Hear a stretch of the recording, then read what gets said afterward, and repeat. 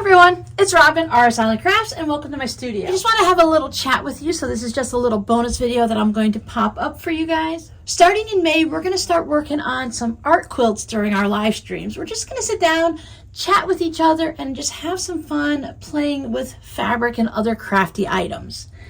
Now, art quilts can mean a lot of things. It can be really intricate, fancy artwork type quilts, or it could just be someone who wants to have a little bit of fun and do some simple little applique or freeform or whatever type quilt.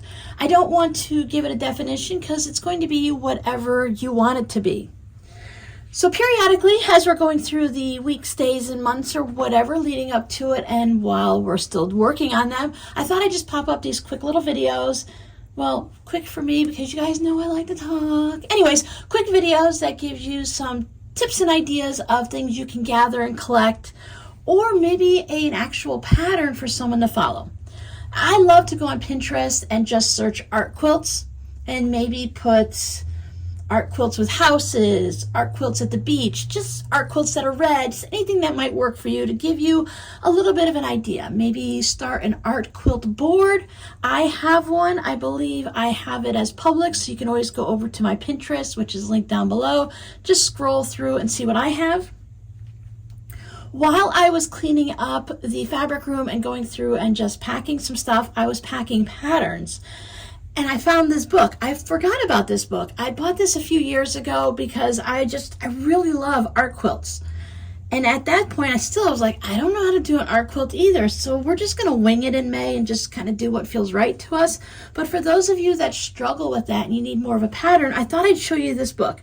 This book is by Kay McKenzie. It's called Scrap Appliqué Playground: Turning Quilt Scraps into Fun Appliqué Fabrics.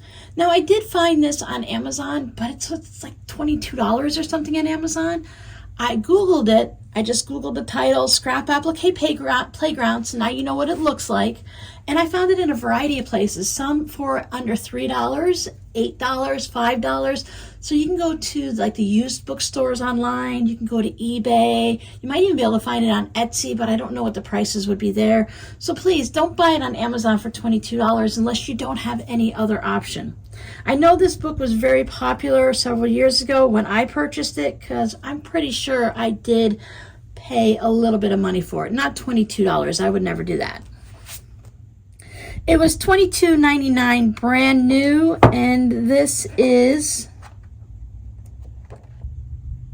from 2012. So when I came across this again, I thought this would be a great book for those of you that want to do art quilts with us, but you just kind of want to dip your toe in and you don't want to go crazy.